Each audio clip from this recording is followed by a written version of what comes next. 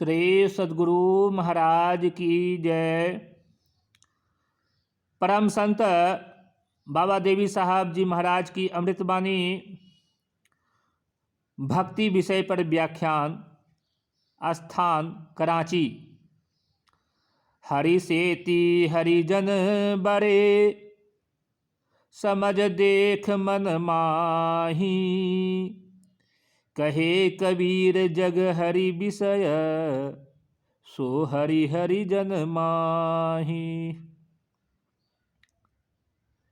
मित्रों, इस समय मैं आपके सामने एक ऐसे विषय पर कुछ कहना चाहता हूँ कि जिसका वार्तालाप समस्त भूमंडल के लोगों की जिह्वा पर प्रायः सब समय रहता है, परंतु वे उस पर तनिक भी ध्यान नहीं देते और उसको एक साधारण वस्तु समझते हैं।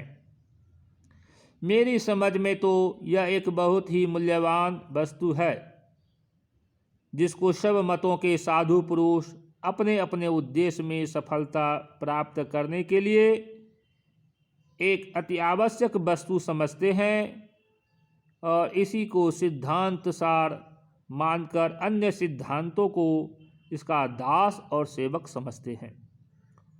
वे यह भी मानते हैं कि इसकी सहायता के बिना कोई सिद्धांत नहीं चल सकता और न किसी ऐहिक व पारलौकिक कार्य में साफल्य प्राप्त हो सकता है।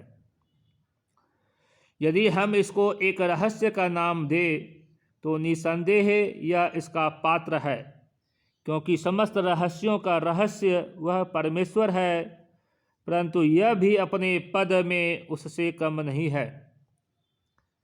किंतु परमेश्वर और इसमें समानता का संबंध है और उसमें भी यह अपना प्रथम पद रखता है और परमेश्वर द्वितीय। यदि परमेश्वर ताला है तो यह उसके खोलने की कुंजी है, क्योंकि इसकी सहायता के बिना न तो अब तक किसी को परमेश्वर का रहस्य खुला और न सृष्टि रचना के कारणों का रहस्य किसी के सामने आया। जिस किसी के पास इस संपत्ति की थोड़ी बहुत मात्रा भी होती है, वह युक्त दोनों रहस्यों का ज्ञाता हो जाता है। अन्यथा लाखों मनुष्य परमेश्वर और सृष्टि के रहस्यों को बिना जाने ही इस संसार से उठ जाते हैं। अब प्रश्न यह है कि इसका नाम क्या है और यह कहाँ है। इसका नाम भक्ति, इश्क और लव है। देखने में ये तीनों शब्द पृथक है, परंतु वास्तव में इन सब का अर्थ एक ही है। भक्ति कहो चाहे इश्क अथवा कह लो लव, इसमें मेल करा देने का स्वभाव है, जिसके प्रभाव से दो अलग अलग पदार्थ मिल जाया करते हैं और एक नूतन आकृति का निर्माण होकर उसका स्वयं प्रादुर्भाव हो जाता है। आकृतियाँ छोटी और बड़ी इस प्रकार कई भांति की होती है। कुछ आकृतियाँ इस समय ऐसी बड़ी बड़ी है कि जिनको देखते ही हमको उनका ज्ञान हो जाता है कि यह अमुख पदार्थ है, और कुछ आकृतियाँ ऐसी छोटी होती है कि उनका ज्ञान हमको सूक्ष्म दर्शन यंत्र से भी नहीं हो सकता कि यह क्या है। ऐसी दशा में यह गहन विषय किस प्रकार सर्वसाधारण के समझने योग्य हो सकता है। भक्ति विषय अत्यंत सूक्ष्म होने के कारण मैं इसको ऐसे स्पष्ट रूप में आपके सामने रखूंगा जिससे वह भले प्रकार समझ में आ सके। तनिक दृष्टि प्रसार कर देखो, यह जो कुछ सामने दिखाई पड़ता है इस संसार की एक बड़ी आकृति है, और इसमें जो विविध शरीर और ढांचे दिखाई दे रहे हैं, इन सब का प्रादुर्भाव भक्ति से ही हुआ है, क्योंकि यह सृष्टि और इसकी कुल विद्यमानता परमाणुओं के संयोग का परिणाम है। इस प्रत्यक्षीकरण से स्पष्ट है कि इन परमाणुओं पर अवश्य कोई ऐसी वस्तु काम करती है जिसका स्वभाव मिलान का है। यदि कोई ऐसी वस्तु काम करने वाली न होती तो यह कुल शरीर और पिंड आदि प्रादुर्भाव में न आते और न यह इतना बड़ा संसार दृष्टिगोचर होता। परमाणु से लेकर इस समस्त संसार तक सब भक्ति के एक तार में बंधे हुए पड़े हैं। किसी प्रकार वे डामाडोल नहीं हो सकते। यदि इनमें से भक्ति का अंश निकल जावे तो समस्त संसार और इसके परमाणु खुलकर पृथक पृथक हो जावे। इससे यह समझ लेना चाहिए कि भक्ति ही समस्त संसार के जीवन का प्राण है, जिससे परमाणु से लेकर समस्त शरीर और पिंड आदि की स्थिति है। यह कुल पिंड अर्थात तारे और नक्षत्र जो आकाश में भरे हुए हैं, भक्ति पूर्ण होकर पूरब से पश्चिम को चले आ रहे हैं और अपनी शक्ति अर्थात प्रकाश और जीवन को किरणों के द्वारा सीधे पृथ्वी पर प्रविष्ट कर रहे हैं, जो उसके जीवन का हेतु है। इस प्रकार भक्ति भाव से प्रेरित होकर यह भूमि भी सर्वदा नाचती रहती है और अपनी असंख्य शक्ति धाराओं को रस के रूप में वनस्पतियों में प्रविष्ट कर रही है, जो उससे जीवन का हेतु है। भक्ति भाव में आकर ही वनस्पति उमड़ उमड़ कर अपनी शक्ति को धाराओं के द्वारा अनादि रूप में पशुओं के अंदर प्रविष्ट करती है, जो उनके जीवन का हेतु है। और इसी भक्ति में तन्मय होकर पशु अपनी शक्ति को दुग्ध धाराओं के द्वारा अपने बच्चों में प्रविष्ट किया करते हैं। अब हम इस आश्चर्य में हैं कि यह सृष्टि कोई सृष्टि है या कि सर्वव्यापी प्रेम आलय है, जहाँ सृष्टि का प्रत्येक पदार्थ अपने अपने इष्ट को सामने रखकर प्रेम की धूम मचा रहा है और अपने अपने प्रेम पात्र में विलीन हो रहा है। यह कुल अंतकाल तक इतना काम करते हैं कि अपने अपने प्रेम पात्रों में विलीन हो जाते हैं। देखो, ज्योतिमान पदार्थ तारा नक्षत्र आदि तो खनिज पदार्थों के आकार को बढ़ाते बढ़ाते लुप्त होते हैं और खनिज पदार्थ आदि वनस्पतियों के लिए काम करते करते चल बसते हैं। इसी प्रकार वनस्पतियां पशुओं के काम में आते आते नष्ट भ्रष्ट हो जाती है। भक्ति को हम मद्य कहे या क्लोरोफार्म, क्या कहें और क्या न कहें, जिसके मद में समस्त संसार डूबा हुआ पड़ा है। देखो, भक्ति न तो कोई फल है और न कोई मिष्टान है, तथापि यह ऐसी स्वाद युक्त वस्तु है जिसका नाम भी कोई अपनी जिह्वा पर ले आवे और कहे कि प्रेम भक्ति, तो इसका नाम सुनते ही मनुष्य हृदय में, चाहे वह बालक हो या वृद्ध और चाहे वह युवा, एक तरंग उठती है और संपूर्ण शरीर की नस नस में प्रविष्ट होकर एक उन्माद मस्ती उत्पन्न कर देती है। भक्ति का यह एक विचित्र स्वभाव है कि यह जिसकी ओर अपना थोड़ा भी मुंह फेरती है उसको अपना कर लेती है और वह इसी का पक्षपाती हो जाता है। सेवक या भृत्य की नाई वह हर समय इसके सामने करबद्ध खड़ा रहता है, जो आज्ञा हो उसका पालन करूं। भक्ति से संपूर्ण शक्तियां और समस्त देव अपने बस में हो जाते हैं और भक्ति के संकेत व प्रेरण से वह ऐसे ऐसे काम करते हैं कि वहाँ मनुष्य की बुद्धि चकरा जाती है और वह उसको चमत्कार, सिद्धि अथवा दूसरी भाषा में मौजजा, सहर या जादू का नाम देता है। प्यारे मित्रों, भक्ति के द्वारा परमेश्वर और मनुष्य में एक मेल स्नेह और संबंध हो जाता है। इस लोक और परलोक के संबंध के आदेश और उपदेश प्रादुर्भाव में आते हैं, जिनको लोग इल्हाम के नाम से पुकारते हैं। भक्ति के द्वारा लोग आगे की होने वाली बातों को बताते हैं और इसी के द्वारा असंभव संभव और संभव असंभव हो जाते हैं। भक्ति के द्वारा जादू के सब आक्रमण और प्रभाव तथा विविध रोग नष्ट हो जाते हैं। भक्तिमान पुरुष की ही स्तुति और प्रार्थना स्वीकृत होती है। भक्ति के द्वारा मनुष्य अत्यंत समझदार और निर्मल बुद्धि हो जाता है। भक्तिमान पुरुष के सामने अर्थ शुद्धि, ईमानदारी और सच्चाई हाथ बांधे खड़ी रहती है। भक्ति समस्त संसार का धर्म है और कोई मत, संप्रदाय व पंथ इसकी सहायता के बिना स्थिर नहीं रह सकता। भक्ति में मुख्य विशेषता यह है कि मनुष्य के भीतर परमेश्वर तक का सरल मार्ग खोल देती है, जिससे मनुष्य अपने केंद्रीय लक्ष्य पर पहुंच जाता है और फिर वह कभी नहीं लौटता। सारांश यह है कि भक्ति एक ऐसी वस्तु है कि जिसके बिना सांसारिक अथवा पारलौकिक कोई भी कार्य पूर्ण नहीं हो सकता।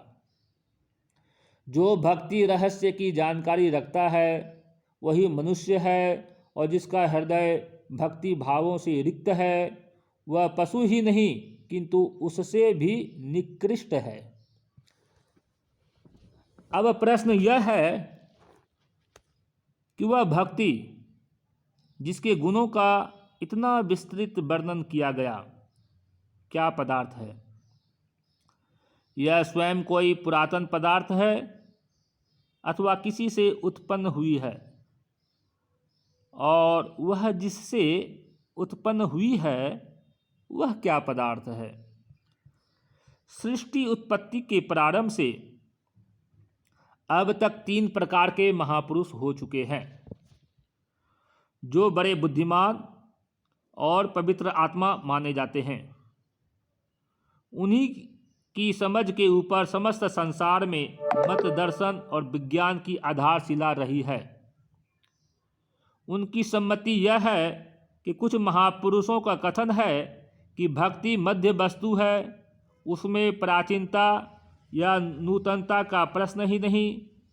दूसरे यह विचार रखते हैं कि भक्ति ही स्वयं परमेश्वर है, वह किसी से उत्पन्न नहीं हुई है। परमेश्वर और उसमें केवल नाम का भेद है, अन्यथा एक ही वस्तु है। तीसरे अपनी सम्मति यह रखते हैं कि भक्ति एक उत्पत्तिमान पदार्थ है और वह जीवात्मा से उत्कृष्ट परंतु परमेश्वर से निकृष्ट है। यद्यपि देखने में भक्ति की उक्त 3 आकृतियां हैं, परंतु वास्तव में एक ही पदार्थ है, क्योंकि प्रथम सम्मति के अनुसार यदि यह कोई मध्य वस्तु है तो भी कुछ कुछ परमेश्वर के समान आदरणीय है, जो भक्ति का भंडार है। यदि दूसरे विचार अनुसार भक्ति स्वयं परमेश्वर है तो परमेश्वर ही उसका भंडार है। यदि तीसरी सम्मति के अनुकूल भक्ति जीवात्मा के ऊपर और परमेश्वर से नीचे है तो भी परमेश्वर उसका केंद्र है। अंत में मुझे यह कहना पड़ता है कि चाहे भक्ति मध्यगत वस्तु है अथवा स्वयं परमेश्वर और या जीवात्मा से कोई उत्कृष्ट पद रखती है, इन तीनों अवस्थाओं में गुण समान ही है। इससे सिद्ध होता है कि इसका कारण भी एक ही है, अनेक नहीं। प्यारे मित्रों, भक्ति समस्त संसार की जान है और कहीं चली गई नहीं गई है, अपितु सृष्टि के आवरण वस्त्र में छिपकर अपने प्रभावों का रंग दिखा रही है। इस बात को जांचने के लिए समीपस्थ मनुष्य को ही देख लीजिए। यदि इसमें भक्ति का अंश न होता तो यह संसार में कंकड़ पत्थर के समान एक ही स्थान पर पड़ा रहता। यह भक्ति की ही शक्ति है कि जिससे मनुष्य चल फिर रहा है और उसके कुल काम हो रहे हैं, क्योंकि प्रत्येक चेष्टा तथा प्रेरणा जिससे मनुष्य प्रेरित हो रहा है या उसके कुल कार्य हो रहे हैं, उन सब का एकमात्र हेतु भक्ति ही है। भक्ति वह आवश्यक पदार्थ है जिसके बिना कोई कार्य, चाहे वह लौकिक हो अथवा पारलौकिक, इसके बिना पूर्ण नहीं हो सकता। क्योंकि मनुष्य जिन कामों के करने में पूरे चाव से लगा हुआ है वह पूर्ण हो जाते, और जिन कामों में चाव की कमी है वह काम पूरे नहीं होते या अधूरे रह जाते हैं। प्यारे मित्रों, तात्पर्य यह है कि भक्ति अथवा प्रेम प्रत्येक बात और प्रत्येक काम को पूरा करने के लिए एक अति आवश्यक वस्तु है, और इसी को प्रत्येक कार्य में सफलता प्राप्त करने के लिए एक बड़ा अंग समझा गया है। अतः बुद्धिमान मनुष्य को किसी कार्य का आरंभ करने से पूर्व यह देखना चाहिए कि उस काम को करने के योग्य अपने में भक्ति की मात्रा पर्याप्त है या नहीं। यदि है तो उस कार्य को प्रारंभ करे, अन्यथा मौन साध ले और भक्ति की मात्रा प्राप्त करने का प्रयत्न करे। जब भक्ति प्राप्त हो जाएगी तो इसके निर्धारित कार्य स्वतः होते चले जाएंगे। प्यारे मित्रों, अब प्रश्न यह है कि जब भक्ति ही लोक और परलोक की प्राप्ति के लिए एक अचूक साधन है तो वह कहाँ है और कैसे प्राप्त हो सकती है। इस विषय में प्राचीन तथा अर्वाचीन महात्माओं का यह विचार है कि भक्ति तो सब में विद्यमान है, परंतु उसके आगे कुछ ऐसे आवरण लटके हुए हैं जो उसका प्रादुर्भाव नहीं होने देते। अतः ऐसे स्थान पर जाना चाहिए जहां आवरण को हटाने की विधि बताई जाती है। संतों और साधुओं की परिभाषा में ऐसे स्थान को सत्संग कहते हैं, और यहाँ भक्ति उत्पन्न करने तथा उसके आगे से आवरण हटाने के लिए क्रियाएं बताई जाती है। वह क्रियाएं बहुत सरल और साधारण है जिन पर प्रत्येक मनुष्य आचरण कर सकता है। प्रथम शरीर स्वास्थ्य, द्वितीय इंद्रिय स्वास्थ्य और तृतीय आत्म स्वास्थ्य। प्यारे मित्रों, शरीर स्वास्थ्य की यह विधि है कि उसको उचित और पवित्र भोजन से बनाया जाए, और यह भोजन भले लोगों के व्यवहार करने से प्राप्त होता है, क्योंकि शरीर का प्रभाव इंद्रियों पर पड़ता है और इंद्रियों का प्रभाव आत्मा पर, जिससे परमेश्वर के भजन में अंतर पड़ जाता है। यदि शरीर स्वस्थ और सबल न हो तो उसमें पूर्ण रीति से आंतरिक शक्तियों और तेज का विकास नहीं होता, और वह समय जो ईश्वर प्रार्थना में लगाया जाता है कुछ विशेष सफल नहीं होता। और जब सफलता नहीं मिलती तो अभ्यासी का उद्देश्य नष्ट हो जाता है। अपनी इंद्रियों और मनोवृत्तियों को सांसारिक यश, धन के अहंकार, विद्या और कुल के गर्व से सुरक्षित रखना चाहिए, क्योंकि यह सब भक्ति के शत्रु है। जहाँ यह रहते हैं वहाँ से भक्ति दूर भाग जाते हैं। यदि भक्ति प्रकाश है तो यह सब अंधकार है। जो कोई भक्ति के शत्रुओं को अपने हृदय मंदिर में बैठाता है, भक्ति उससे रूठ जाती है। भक्ति के इच्छुकों को यह आवश्यक है कि वह ऐसे लोगों की संगति से दूर रहे जो अपनी वासनाओं के वशीभूत है, क्योंकि उनकी संगति हलाहल विष से भी अधिक घातक है। यह लोग ऐसी बातें सुनाते हैं जिनसे मनुष्य के उत्तम गुण नष्ट हो जाते हैं और उसमें ईर्ष्या तथा लोभ की अग्नि धधकने लगती है, जिससे उसका चित्त सर्वदा चिंतित और व्याकुल रहता है। आत्म स्वास्थ्य तीनों इंद्रियों, वाणी, नेत्र और कर्ण के बाहरी तथा भीतरी सदुपयोग से होता है। प्रथम वाणी को मिथ्या भाषण से बचाकर परमेश्वर की स्तुति प्रार्थना में लगाना चाहिए, क्योंकि जो कोई किसी के गुण गाता है तो वह गुण गाने वाले पर प्रसन्न होता है और उससे स्वयं में प्रेम करने लगता है। अतः जो कोई परमेश्वर के गुण गाता है, परमेश्वर उससे प्रेम करने लगता है। जैसे इस समय हम यह कहते हैं, अमुक पुरुष आपकी बड़ी प्रशंसा करता है, तो आपका चित्त उस पर प्रसन्न हो जाता है और उसके प्रति प्रेम भाव उमड़ आते हैं। परमेश्वर को प्रसन्न करने और मनाने के लिए भक्ति से उत्तम मार्ग या प्रयत्न कोई दूसरा नहीं है। संसार को उपदेश और शिक्षा देना और सन्मार्ग पर चलाना भी ईश्वर गुण गान के अंतर्गत है। यह तो रहा वाणी का बाहरी सदुपयोग, और भीतरी सदुपयोग यह है कि कम बोलना चाहिए, बकवाद से बचकर चुप रहना चाहिए। प्यारे मित्रों, द्वितीय नेत्रेंद्रिय को संसार के विचित्र पदार्थों का ध्यानपूर्वक निरीक्षण करने में प्रयुक्त करना चाहिए, जिससे परमेश्वर की शक्ति का ज्ञान होता है और फिलासफरों के मस्तिष्कों का पता लगता है। धार्मिक विश्वास में दृढ़ता होती है कि हम सीधे मार्ग पर चल रहे हैं, जिस पर पहले लोग भी चल चुके हैं। यह तो नेत्रेंद्रिय को बाह्य सृष्टि में प्रयुक्त करने की विधि है और इसको हिकमते नजरी दृष्टि साधन के नाम से बोलते हैं। नेत्र को आंतरिक संसार में प्रयुक्त करने की विधि दूसरी है, उसको इल्म बसीरत के नाम से पुकारते हैं, अर्थात वह ज्ञान जो अंतःकरण में आंतरिक दृष्टि से प्राप्त हो। यही ज्ञान एक ऐसा ज्ञान है जिसको सीखने के लिए अफलातून 13 वर्ष तक मिस्र देश के मंदिरों में पड़ा रहा। एकांत में अपनी दृष्टि को सामने अंतरिक्ष में स्थिर करने से नबी, अवतार, देवता और महात्माओं के ठीक ठीक दर्शन होते हैं और ईश्वरी तेज व प्रकाश का साक्षात्कार होता है। दोनों प्रकार के साक्षात्कार भिन्न स्वभाव रखते हैं। अवतार, देवता आदि के दर्शनों से न तो गुप्त भेदों का बोध होता है, न भविष्य में होने न होने वाली बातों का ज्ञान होता है। केवल वाणी या संकेतों द्वारा जो कुछ भी समय समय पर बोला जाता है वह यथार्थ होता है।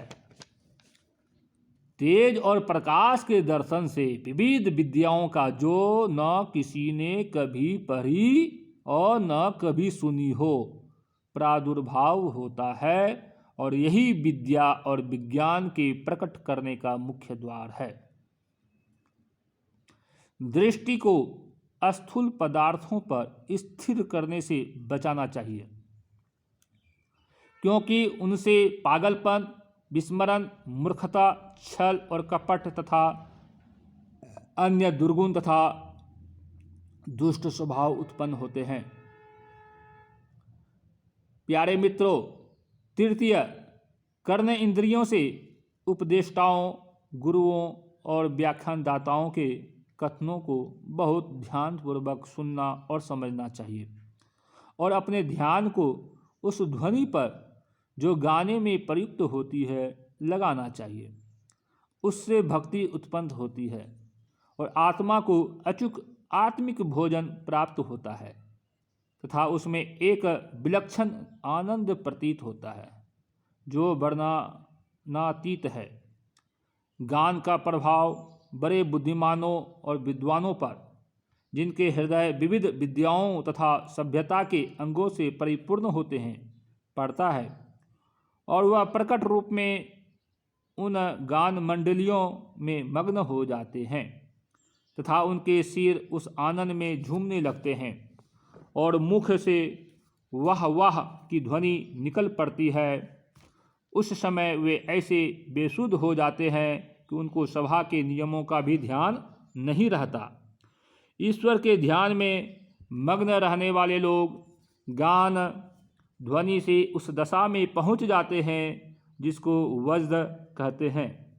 इसमें उनके सिर स्वयं में उस आनंद में झुमा करते हैं और वे उन आनंदों का अनुभव करते हैं, जिनका वर्णन करना असंभव है।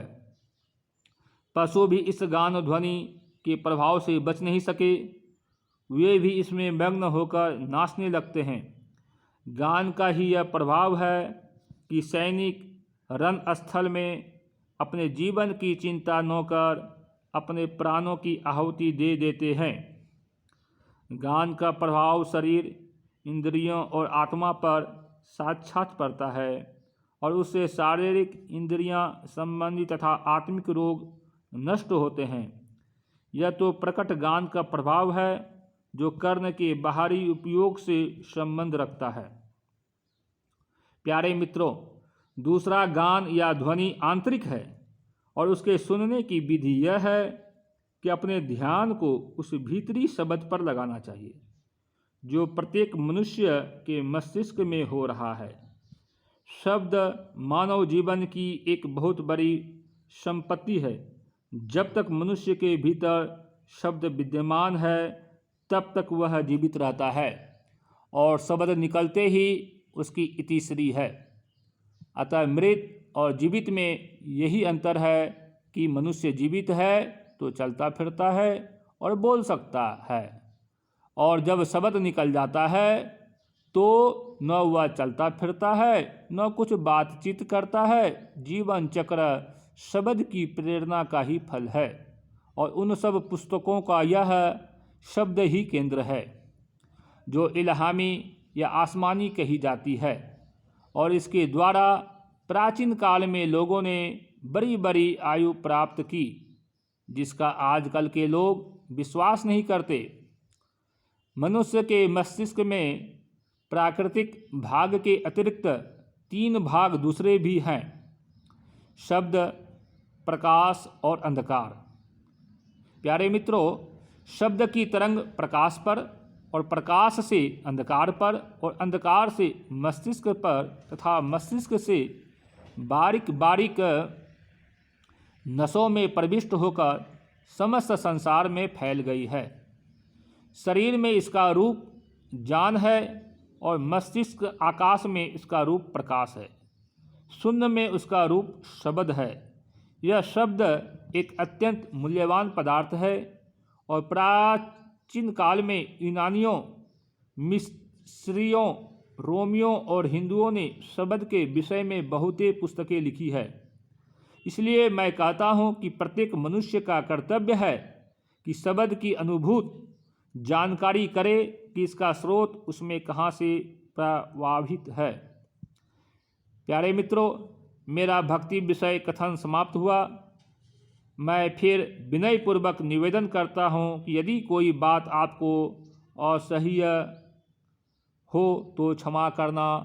श्री सद्गुरु महाराज की जय।